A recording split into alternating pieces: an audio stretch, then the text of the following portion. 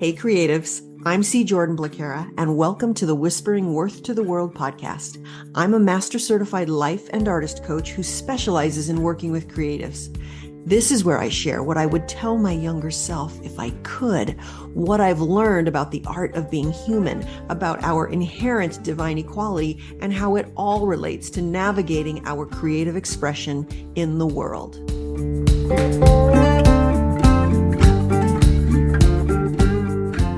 Your permission is required. Eleanor Roosevelt said, "No one can make you feel bad without your permission." And that was profound when I first heard it. It was so succinct. At the time, I was already learning about the power of my thoughts and how they affected my own mood, feelings, and actions. And the reason I was even exploring the power of my thoughts was because of how badly I felt about myself a lot of the time. And that simple sentence, "No one can make you feel bad without your permission," shed light on ways in which I thought others were responsible for my feelings, but in actuality, I was responsible for making myself feel bad.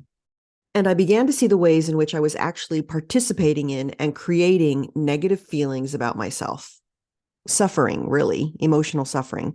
For example, cultural messages about the size of a woman's body.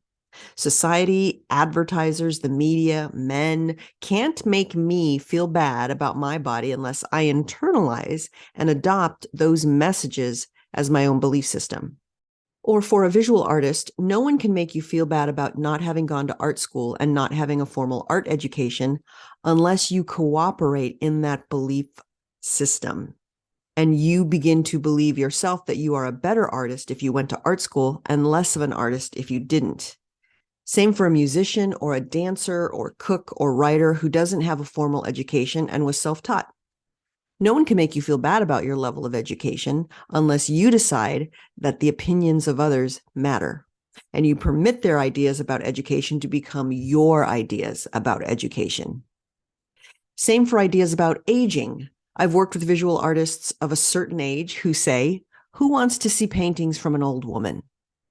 So society or others can't make you feel bad about your age or make you dismiss yourself because of your age or make you take your own artistic voice and creations less seriously because of your age, unless you decide to do that as well, unless you decide to take on one or more of those points of view and then stop your own self from creating the work you want to create or seeking venues to exhibit the work that you're making or have already made because of your age. In The Untethered Soul, Michael Singer wrote, "Only you can take inner freedom away from yourself or give it to yourself.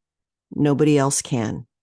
It doesn't matter what others do unless you decide it matters to you." So women, listen up. There is inequity in representation in so many industries like the art world, the film world, the acting world, the music world, the restaurant world. And if we internalize ideas about what's not possible for us, for our gender, we are giving permission for all of those ideas about what we can and can't do to take up residence in our own minds and affect our own choices. So Henry Ford, founder of the Ford Motor Company, said, "Whether you think you can or you think you can't, you're right." So whether you think you can become a musician who makes their living with their music, or an artist who makes their living with their art, or an artist coach and life coach who makes her living with her talent, skills, and abilities, whether you think you can do that or you think you can't, you're going to prove yourself right either way. When you're thinking that you can do something or you can achieve a particular goal, you go down a certain path that is directed and focused at achieving that thing. First, by believing you can do a given task, you create feelings like optimism, hopefulness, willingness, commitment, curiosity, or focus. And when you feel those types of emotions, you're going to try things that could move you towards your goal. And if they don't work, you're going to keep going because you know this goal is possible. You know you can achieve it if you keep applying yourself. You believe in the possibility, you believe in yourself, and you exhibit that by taking action toward that thing that you think you can do. You get into what we call go time in the Create Anyway Collective. You apply yourself directly to creating your goal. If you're a painter and you think you can create a new body of work, you take your ideas and your craft seriously and you start painting. You start bringing those ideas out onto the canvas. You start seeing how those ideas flesh out. You may make a lot of paintings you don't particularly like yet, but you may also create a few good ones. You start figuring out how to best represent your ideas. You prime your own creative pump. You work to keep your creative channel open. If you're a writer and you think you can write a book, you get started. You write the outline, you get your butt in the seat at your desk and you write 500 words a day. You might make a writing schedule and begin to show up even on days that you don't feel like it. Maybe you get feedback from a writing group and you'll have more motivation to work through procrastination and perfectionism and to get that book written. That's if you think you can. So what if you think you can't create a new body of work? Then you go down an entirely different road. Then you create feelings like disheartenment, despair, frustration, sadness, futility, and a sense of hopelessness. And then what do you do when you feel futile or hopeless or sad? Are you inspired to get into the studio and start painting? You might get yourself to take a class, which sounds fun and exciting, and you may follow the steps that the teacher is showing you, but you might not have the creativity fuel, also known as emotional fuel, to get yourself to take the risk of creating a brand new body of work that hasn't been tried or tested before, at least not by you. You probably won't have the chutzpah to create that new body of work that is going to show the world something about what you really think and believe and about what is really important to you. When you think you can't, there's not a lot of motivation to get going on that new body of work. So of course you don't get started on that body of work. And then like Henry Ford said, you prove, quote unquote, prove that you can't create that body of work by ultimately not creating it. Now, don't miss the fact that it's not because you don't intrinsically have the ability, in most cases, to do something or create a certain goal. It's simply that your actions stemmed from a belief about whether you could or could not do something. And then your emotions followed suit from that original belief. And then your actions followed suit from those feelings. And then you create the result of being able to do it or not being able to do it. Now, I had been making myself feel bad for decades, lamenting over my family of origin and thinking that the universe had definitely assigned me the wrong family and that I had definitely not gotten the white picket fence childhood that I wanted.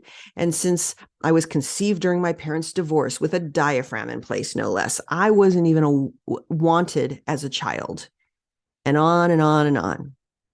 Fast forward to the moment I heard Eleanor Roosevelt's quote, "No one can make you feel bad without your permission." And I got it.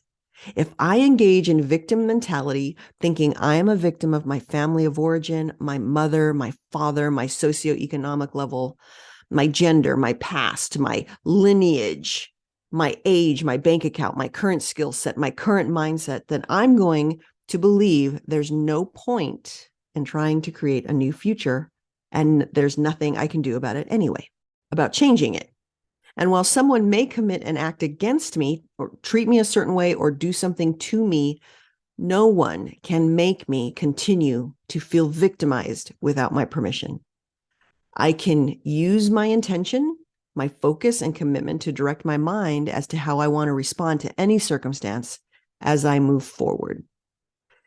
No one can make me feel less than without my permission, or inferior, or inadequate, or unworthy, or ugly, or like a loser. And that was like home base. That was the home base thought for me. I'm a loser. So many situations seem to boil down to that one refrain. I'm a loser. Step on the scale. I'm a loser. Look in the mirror. I'm a loser. Look at my debt. I'm a loser. Look at my income. I'm a loser. Look at my clutter. I'm a loser. Look at my career. I'm a loser. Look at my habits, my lack of creativity, my sleep habits, my energy level. I'm a loser. But no one can make me feel like a loser without my permission. Whether I think I'm a loser or I think I'm not, I'm going to be right about that belief.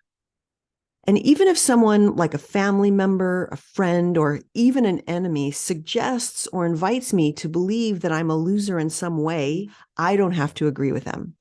I don't have to take on that point of view. Even if society says women can't make as much money or shouldn't be taken as seriously, or if you're neurodivergent, you can't achieve as much as someone who is neurotypical, or if the art world seems to be saying that abstract work is more important than figurative work or landscape work, or the music industry is saying that pop music or hip hop music is more important than your type of music, or the publishing industry is saying that your idea for a book isn't as good as what's on the bestseller list. We, the creators, don't have to adopt those points of view.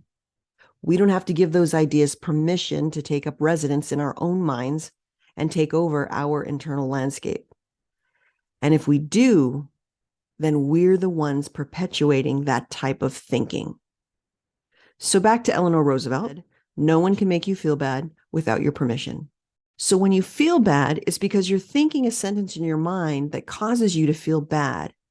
And that real estate inside your mind where those thoughts and beliefs exist and reside, and a belief is simply a sentence that you've thought over and over and over, that real estate inside your mind is your domain. So in order for you to feel bad, you have adopted or taken on or internalized or chosen, consciously or not, to think a sentence in the privacy of your own mind that is causing you to feel bad. For example, sadness, despair, helpless, incapable. So if you're a painter and you want to paint cats or animals, you can choose whether you want to look at that as a subject matter that is quote unquote less than in the art world or not. You're the one who's going to give permission for that idea to take up residence in your own mind or not. Or if you're a painter who has an idea for a series about climate change, someone may have given you the impression that no one wants to see artwork about such a heavy topic as climate change. They might say those images will be too intense. They're going to be a downer. And you can adopt those ideas and not paint the series, or you can adopt the idea that this subject and concept matters to me. And I have these ideas and inspirations flowing through me and to me, and I am going to see them through because this matters to me. You get to choose what you give permission to take up space in your own mind. So if you can say, hold up, I am not going to adopt your point of view or take on the same perspective that you have.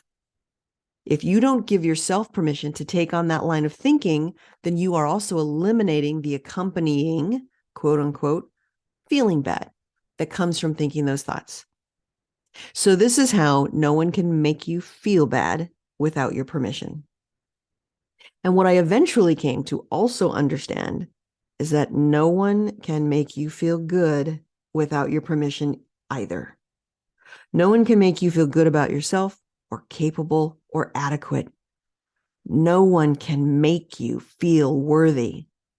No one can make you feel that your ideas are worthy, that your creativity is worth spending your time and your resources on. No one can make you believe that the score you want to write, or that screenplay you want to write, or that choreography that you want to create and perform is worth it, or is valid, or is worthwhile, or that it will make a contribution to the world. No one can make you think or believe one of those quote unquote good things about yourself without your permission. The painter Georgia O'Keeffe says, you get whatever accomplishment you are willing to declare. And I have found that to be the truth for me. I only get to own and have the accomplishments that I give myself permission to own. I only get to have and to believe in the accomplishments I give myself permission to believe I have accomplished. You get to believe that you've accomplished only what you give yourself permission to believe you have accomplished. At our core, I have given myself permission to believe that we are all inherently worthy and valuable, and that we are all made of the same stuff, stardust, divine energy, unlimited consciousness, whatever you call it. And in that regard, I believe we are fundamentally equal to one another. And while I now believe that that was always true and always will be true, there was a time when I wasn't giving myself permission to believe that.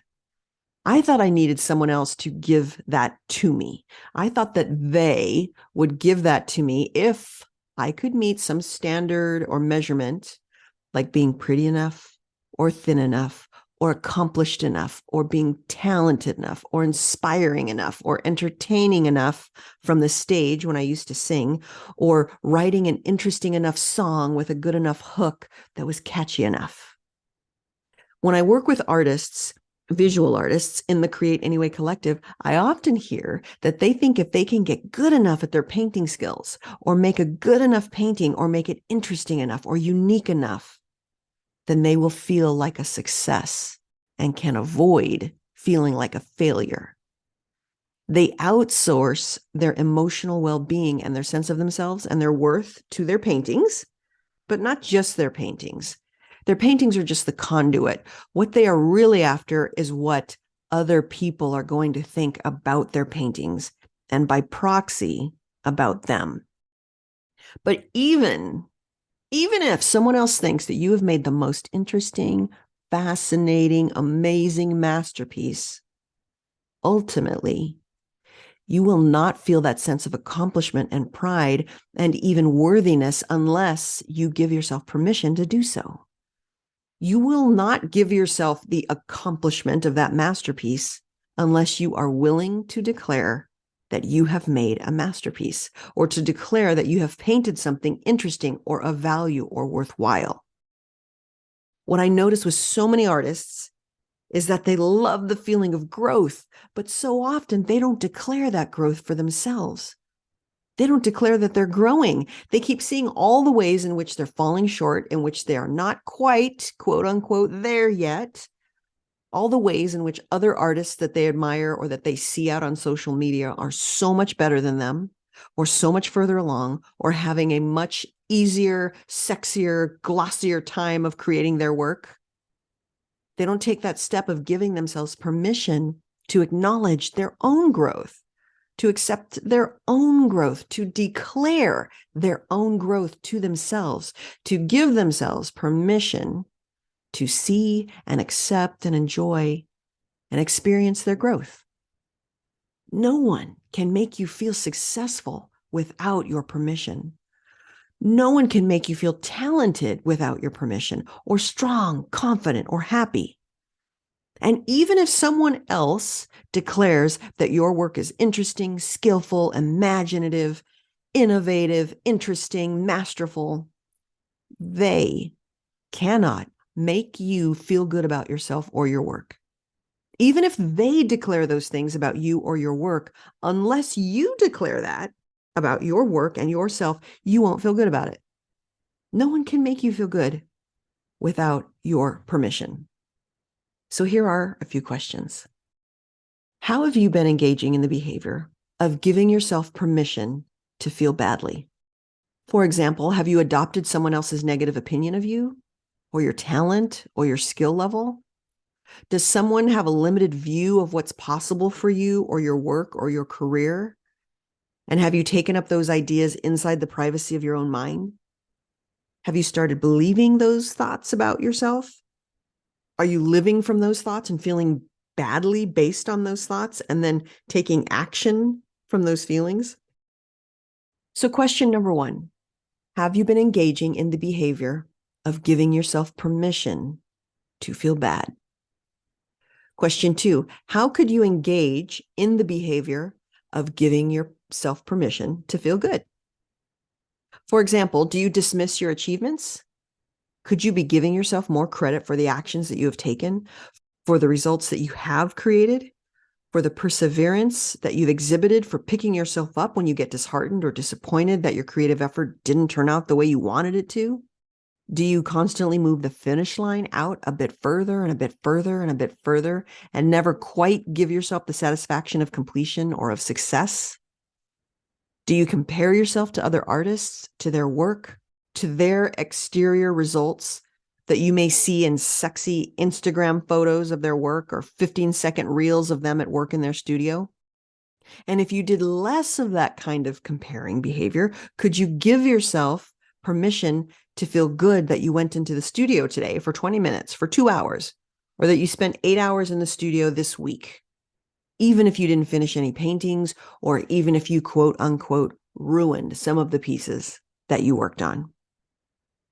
Could you congratulate yourself for finally beginning to work on an idea for a body of work or a body of paintings, like a series on climate change, or beginning an album of songs that you've been thinking about for a very long time? Could you pat yourself on the back for having the courage to begin writing in the face of all the uncertainty as to whether you'll wind up with a finished album or even one song that you think is any good? Can you appreciate that you are moving forward with your time, money, resources, and your emotional investment without any guarantee that anyone is going to get the work that you create? You can't be sure anyone will understand your creations or think they have any merit or value. Come on. This is how we creators live and exist. So much uncertainty. How could you engage in giving yourself more permission to feel good? There's probably a lot to feel good about, but only if you agree to give yourself permission to do so. So I want to share with you a very specific moment when someone broke my brain and how I gave them permission to do so. And what I mean by the phrase broke my brain is when a belief, or two or three, that you hold, maybe a belief about yourself, it gets questioned and you begin to think in a new way.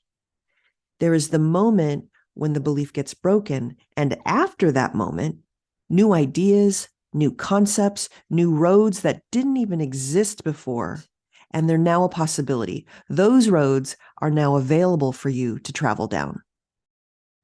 So the brain-breaking moment I want to share with you. I remember it was a Saturday when I was talking to this guy about this project where I was trying to figure out how we could take written testimonials from artists and perhaps get those words recorded so that they could be paired with visuals, like images of their paintings, for example. And I could only see that the artists themselves would have to record their own words, which seemed like a logistical nightmare to me. So I just didn't see a way that this was going to work. And this guy that I was talking to basically said to me, look, paraphrasing, look, people do voiceover work all the time. So seriously, Jordan, if you want to take verbiage from testimonials of artists you've worked with and lay it over some video images, that is totally possible. And you can record the testimonial words. Done deal, easy. But my brain was locked into, no, it must be said in the voice of the actual artists. And here's what happens with me. When I find myself arguing with a person inside my head over and over and over, as I was hours after the conversation with that guy about this audio project, I was spinning and looping and justifying my own point of view, digging my heels in, thinking he just didn't get it and he was wrong. And I'm irate and defending myself in my own brain over and over and over. That is when I know there is something here for me to learn, to see, to get, to understand about myself. So when I can do it, I like to take a pause, and I can usually find that something that is here for me. So finally, after my brain looping and looping and looping and justifying and arguing, I finally decided hours and hours after that meeting to give that guy permission that maybe he was right. Maybe he had a point. So I asked myself, what if his idea was possible? And that was when I gave permission for him to break my brain. I let go of my insistence that I was right, and I entertained his solution, his idea. And that is when miraculously I could finally see how it was possible. I could record the testimonial wording. So no one changes your mind without your permission. You have to participate.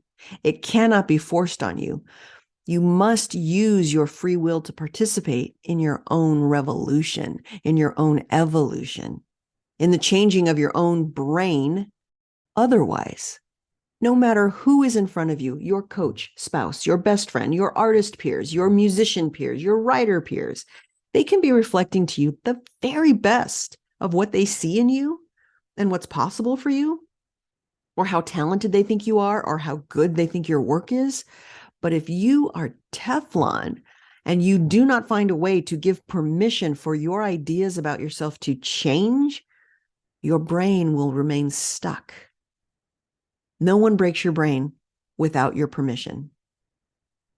And that said, thank goodness for the people who are the vessels and the conduit for offering us new ideas to consider. Give appreciation and gratitude to those who offer us brain-breaking new ideas about ourselves, about new possibilities that are available to us. That's what's so amazing about coaches. We offer our clients new brain-breaking ideas to consider. And then they get to decide whether they're going to give themselves permission to change or not. The people who inspire us do that too. They show us what excites us, what lights us up. They show us characteristics we want to develop and hidden gifts inside of us that wait to be awakened and utilized. Thank you to those people, to our friends and family members and peers and clients who see the best in us and who don't waver in that point of view. To the people who see who we really are when we can't even catch a glimpse of it ourselves, thank you for seeing us. To the people who tell us to keep going, to keep painting, singing, writing, performing, dancing, choreographing, acting, directing, creating. To the people who see that our work matters, that we matter, that we love doing that thing we do, and that it matters that we do things that we love doing. Thank you for telling us to keep going. Thank you for encouraging us. Eventually, we might give ourselves permission to consider your ideas about us, to consider what you see as possible and available to us. Eventually, we might believe we can rather than believing we can't. Eventually, we might give ourselves permission to see what you see. So thank you to all of those people who invite us to have a brain-breaking moment. And I know sometimes you send us those invitations over and over and over. God love you. And thank you to the guy who broke my brain that Saturday. Somehow and some way, what you saw and what you said eventually got through, and I gave myself permission to see what was abundantly clear to you. And because of that brain-breaking moment, this podcast was born. Thank you. After that, a whole vista of audio-only options and voiceover options opened up to me, and I had so many creative new ideas that engaged and utilized my literal speaking voice. And just a few short days after that pivotal, brain-breaking Saturday, I recorded the following track to share with you what that specific experience was like for me. He broke my brain. I was talking to a guy this past Saturday, in fact. We were talking about a video project, and the idea of a voiceover came up. Me. But who will record that? Him. Oh, I think you know who will record that. With all the little sass and attitude that youth can exhibit. Squinty-eyed, not taking any. Oh, I think you know who will record that. Truth was, I did not know who would record that. I said, oh, you? I thought he was volunteering. No. He says, you. I could not fathom that. It made no sense to my brain. They were someone else's words, and it would be a logistical nightmare to have them record them. And if not them, then who? No one. That's what my brain told me. No one. That's who. That's when the stuttering started and my brain making endless circles in a cul-de-sac of my mind. I said, me? a disembodied voice? He said, yes, it happens all the time. And we went on with the conversation and it stuck with me. His idea just doesn't make sense. And now, by the way, I remember that I don't like recording my speaking voice. You can probably relate to that. Why would I possibly want to be the voice in a voiceover? And then, what if he had broken my brain? The answer was right there, completely visible to him, but not to me. But I entertained it. I wondered what in the world he could possibly mean or how he could see it so easily. And that's what life coaches, creativity coaches, artist coaches do for their clients. Break their brains, or more specifically, their beliefs, especially about themselves. They can help clients access ideas, possibilities, capabilities that are right there in their reach, but did not see, did not even consider. I had this conversation on Saturday, and I'm recording this on Tuesday. He broke my brain. With that clarity, seeing it so clearly and not backing down at all, no question in his mind how simple the answer was. Even though I didn't see it, he did. After that call, my brain argued with me. I can't say someone else's words. That's weird. Nobody does that. And oh yeah, I forgot. I don't even like my recorded speaking voice. Not once ever in my lifetime, ever. But he was so sure. Maybe I'm missing something. What did that guy see so clearly that I did not? What if I could record something? How would I do that? How would that work? Could it be? Is there any way that that works, that makes sense? Saturday, my friends, 4 days later, brains can change. Coaches can help you change your life. I am a coach. That's what I do for my clients. I help them break their brains, their old beliefs, their limited thinking, helping them drop in possibility where once there was not one iota of possibility.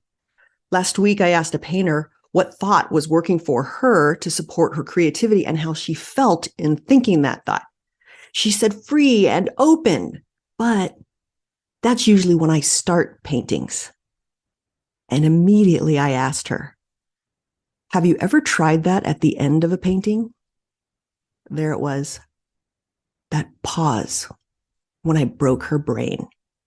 It's like a record scratch when the surface of the record will never be exactly the same in that spot. And when that happens in a brain, who knows what's possible? I am a coach. I help you break the beliefs in your brain that you may not even have been aware of. But when a coach helps you see it, now there is a new possibility. There are new vistas that open up, new roads, a gate that was locked that you never considered going down now stands open. And the dirt road behind it beckons you. I am a coach. I help you break your brain and your beliefs. Hey creatives, want to learn more? Go to www.createanyway.today/about.